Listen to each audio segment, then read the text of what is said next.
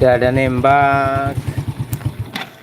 Ini motor itu nggak ada nembak, cuma masalahnya kompas koplingnya selip kayaknya loh. Tadi saya coba itu beker tok gitu, motornya nggak jalan, ada kompas kopling. Kemudian ini beluk hitam ya.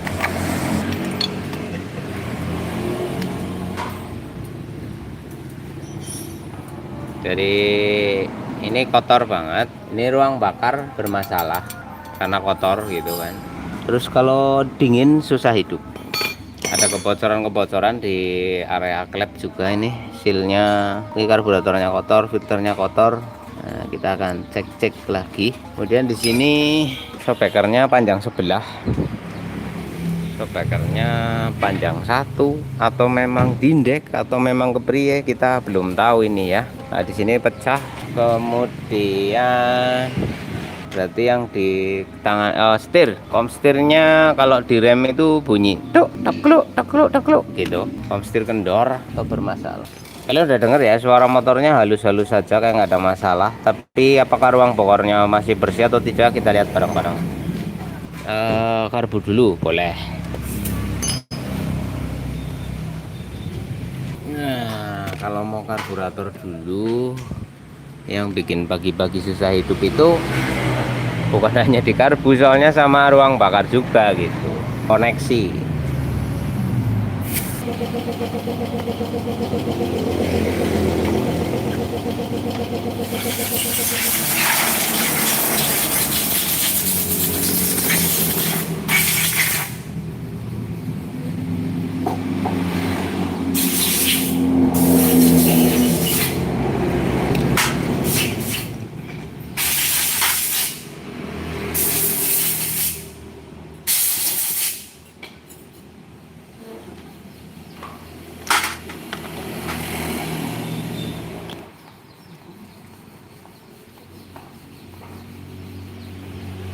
Ini tidak bocor.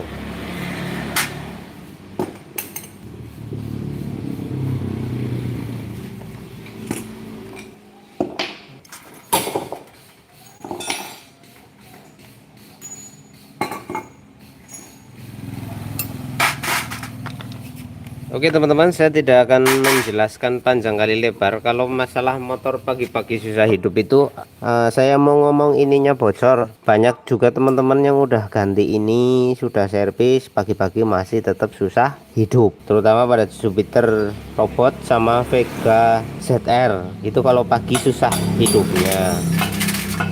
Tapi kok nggak semua motor kayak gitu ya gitu loh. Ada Vega lain, Vega ZR yang normal-normal aja, kalau dingin atau kalau pagi itu enak tokser. Kalau saya jelasin tentang itunya diafragmanya bocor, nah itu wis nggak usah diajari lah. Kalau ini bocor ya ganti, tapi sudah ganti ini kok masih, nah kan gitu toh. Lubang-lubang yang di sini pada mampet, nah itu ya sudah diservis, sudah dibersihkan, sudah dicuci, di cleaner, diopo wae pokoknya sak bersih-bersihnya, masih susah hidup juga ya toh. Jadi saya tidak akan jelasin kayak pada umumnya, karena konten tentang Jupiter Robot susah hidup, jelasin masalah diafragma karbu, masalah lubang-lubang yang mumpet, itu kalau ibarat anak sekolah itu sekolah dasar ya kan, itu sekolah dasar. Tetapi anak SMP yang tidak lewat sekolah dasar yo tidak akan sampai. Jadi sekolah dasarnya harus punya dulu. Nah di sini saya ndak menyampaikan tentang dasar lah ya, tentang dasar ndak. Saya udah sering motor Vega ZR sama Jupiter Robot itu sudah diganti diafragmanya, ininya baru, lubangnya sudah bolong semua oke, tapi kalau pagi masih susah hidup juga ya toh. Nah ini yang banyak yang nyari referensi di YouTube, carane piye tetep ndak ketemu, karena di YouTube kebanyakan diafragmanya bocor ganti, lubangnya resik. Kalau lubangnya resik diafragmanya baru, pasti pagi-pagi tokcer. Belum tentu, aku wis ngalami bolan balen ya, berkali-kali saya mengalami kayak gitu. Diresiki kabeh, dibolongi kabeh, tetep esuk-esuk iku angel. Yora. Nah, cek dan recheck. Ternyata teman-teman, motor pagi hari susah hidup itu kompleks. Nyawa masalahnya di sini. Kalau semua sudah ditangani lo ya, syukur motor kalian itu cuma dibersihin tok, diganti yang bocor terus sembuh. Alhamdulillah, iku wis rezekimu kan. Ya kan, wis rezekimu. Tapi ada juga yang sudah dibersih karbu, bola balik filternya ini itu, tapi nggak pernah bongkar ini, ya, nggak akan ketemu bos kalau ini sudah diotak-atik. Nah, di sini masalahnya. Soal karbu nggak tak bahasi, sudah basi. Nanti saya jelaskan lagi ya soal kenapa Vega ZR sama Jupiter Robot itu kok sensitif banget gitu. Kenapa, why, dan kenapa. Nanti saya jelasin setelah saya bongkar ini. Karisma sama dengan Kirana, sama dengan Supra 125. Tak jawab gue. Takonannya sih gampang-gampang nyong jawabnya cepet. Wih, resik cuk mesinnya. Nelpotnya copot mas gesit. Belajar mesin men iso bengkel. Oh iso racing ah.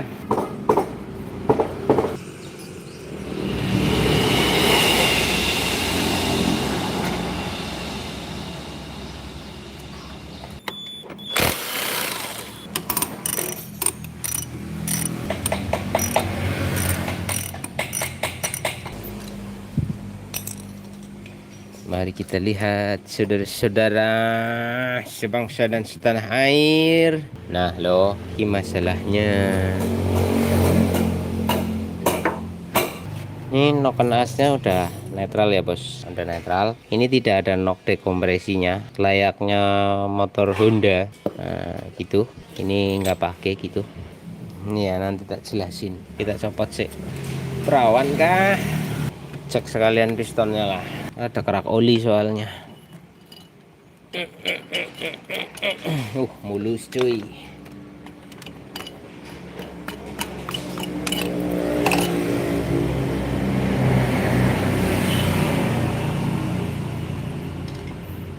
Oke. Nanti.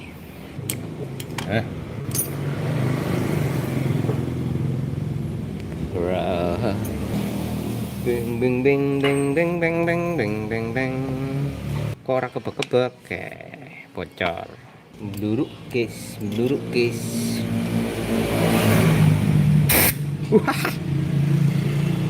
Ini noken as sudah netral ya bos. Tadi sudah saya kasih lihat, ini noken as netral. Delok kebocorannya bos. Ini saya semprot lubang knalpotnya, dan klemnya harusnya rapat pada posisi netral.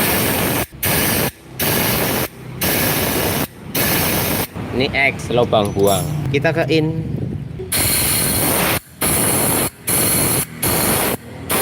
Innya rapat bos, X-nya bocor. Sekarang waktunya kita ngejelasin. Pada tipe motor Jupiter Z Robot dan juga Vega ZR adalah satu jenis mesin yang sama, dari karakter, jenis, dan seriesnya juga sama mesinnya. Tidak ada yang membedakan. Di sini motor ini posisi piston dan ruang bakarnya sangat mepet sekali. Terus nilai bukaan klepnya itu sangat sensitif karena durasi buka tutup klepnya yang pendek. Ini membuat motor ini kalau sampai terjadi sedikit saja kebocoran itu akan kehilangan kompresi. Kenapa? Karena motor ini itu kompresinya nggak padat. Loh, padahal piston sama ininya mepet banget, kok nggak padat ya?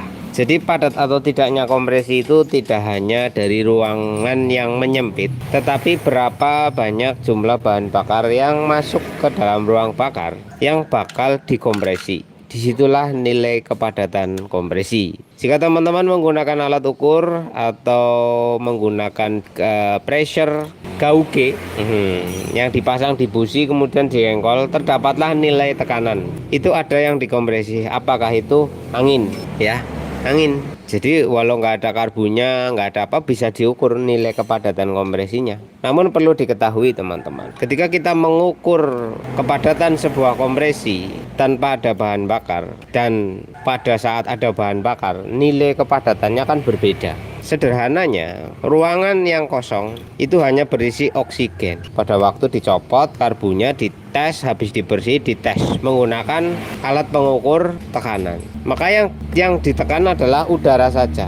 maka terdapatlah nilai ukur estimasi kira-kira akan berbeda sekali nilai kepadatan itu pada waktu satu suhu mesin panas, kedua ada cairan masuk yaitu gas bakar ya, atau ada zat lain selain oksigen yang masuk yaitu bahan bakar, maka nilai kepadatannya akan meningkat lebih banyak dibanding dengan nilai ukur yang didapat pada waktu kita kompresi anginnya doang, yaitu menggunakan alat ukur tadi. Nah, di sini ketika piston mundur menghisap bahan bakar dari karburator pada kondisi dingin, itu jumlah bahan bakar yang terhisap tidaklah banyak. Karena apa? Nilai hisapnya motor ini masuk kategori rendah. Begitu. Kenapa bisa rendah? Karena apa? Bukaan klepnya itu sedikit, atau durasi bukaan klepnya itu tidaklah lebih lama dibanding dengan generasi sebelumnya.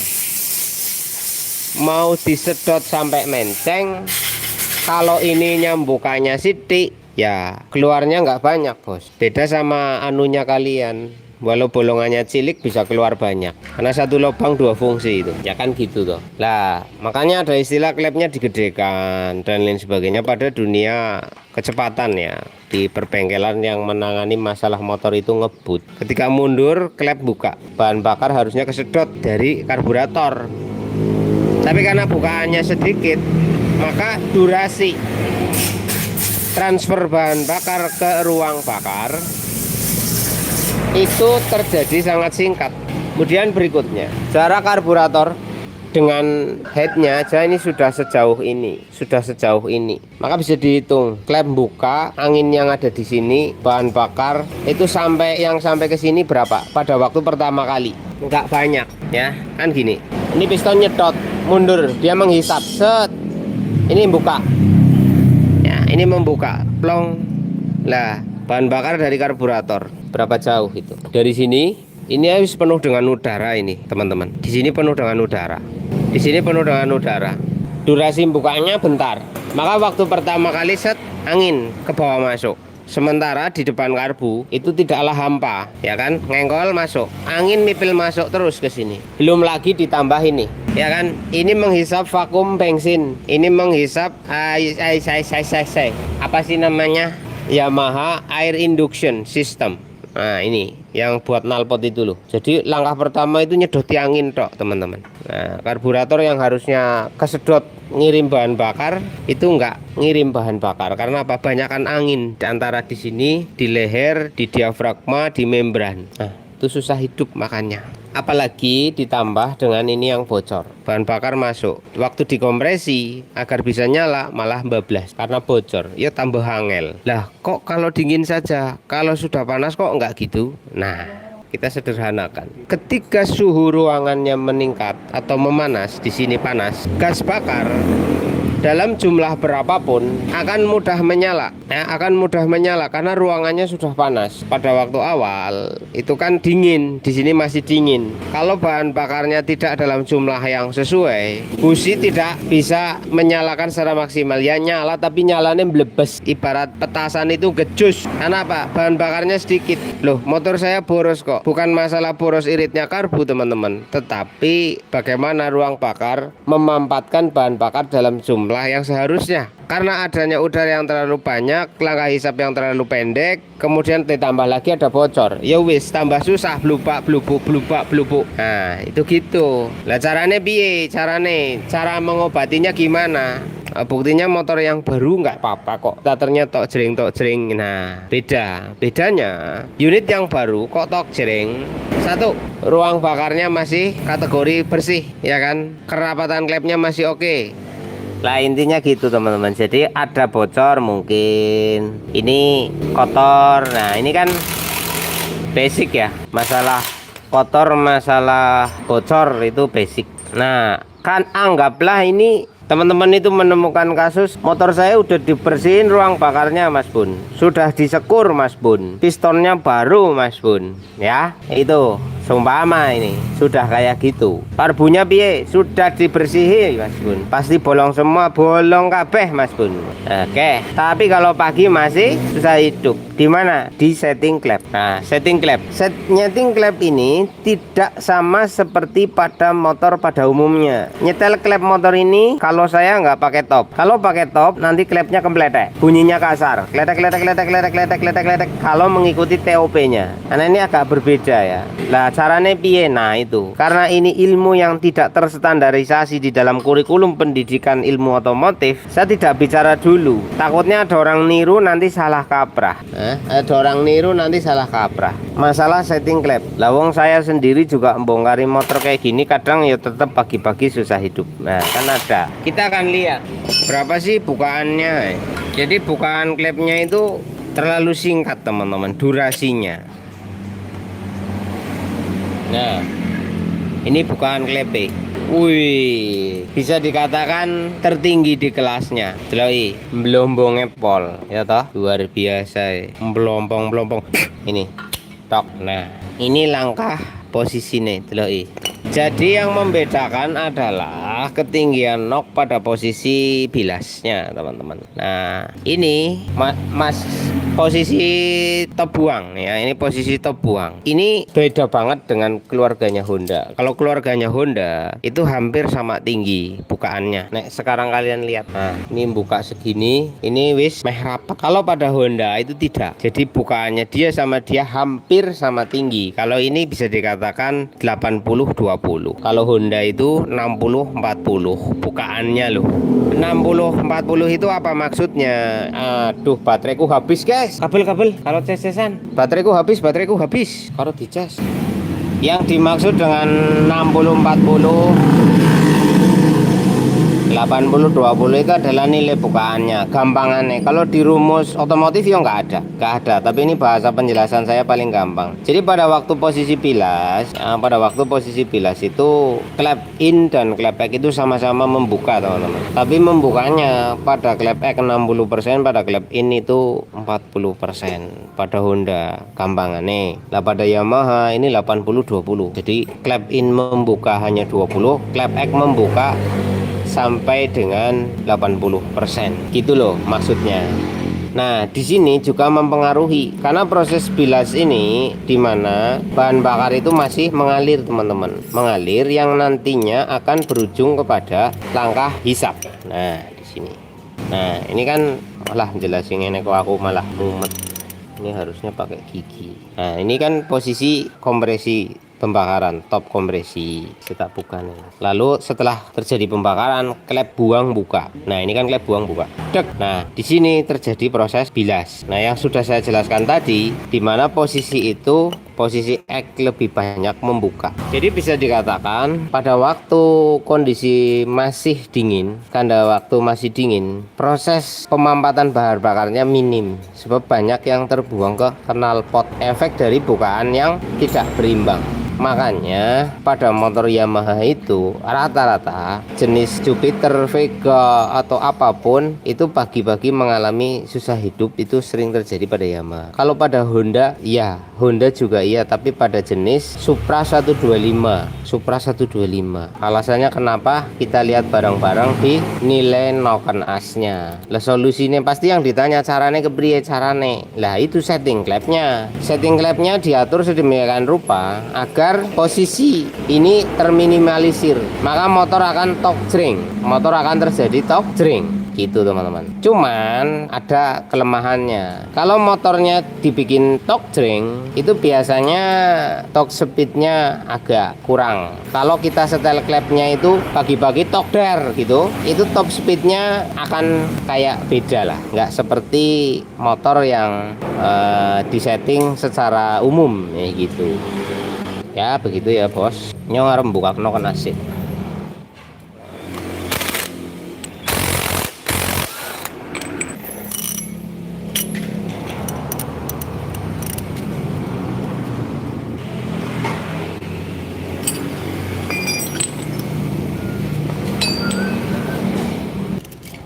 Nah, di sini teman-teman bisa lihat. Ini posisi top kompresi. Pelatuk ada di sini, bantal pelatuk di sini. Nah, ini top buang. Nah, ya kan? Kalau punya nih Honda itu agak lebih ke sini. Puncaknya di sini, puncaknya di sini. Kalau ini puncaknya kan gini. Hampir berlawanan, hampir berlawanan, hampir berlawanan tuh. Ini puncaknya, ini puncaknya. Nah, bisa dikatakan di sini kayak hampir sama, tapi nilai bukaannya beda. Oh, alah ilmu no kena skin dijelaske yo angel. Pada intinya nyetel klepnya itu harus benar-benar pas. Pas dalam arti rumus, kalau saya rumusnya itu nggak diposisikan di top. Kalau diposisikan di top itu nanti ngeletek, etek gitu. Dicari posisi paling pasnya, dimana klep in sedang masuk, maka ketinggian klep buangnya disitulah saya nyetel. Begitu juga sebaliknya. See you next time. Sampai ketemu lagi di lain waktu dan assalamualaikum warahmatullahi wabarakatuh.